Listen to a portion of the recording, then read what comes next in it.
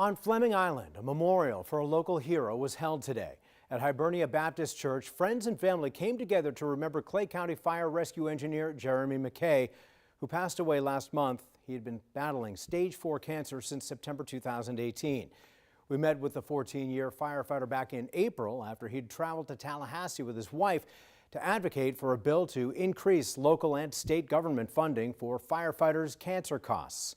McKay and his wife watched the bill pass the Florida Senate, eventually signed into law by the governor. The public was invited to line the route of the procession honoring McKay before today's service.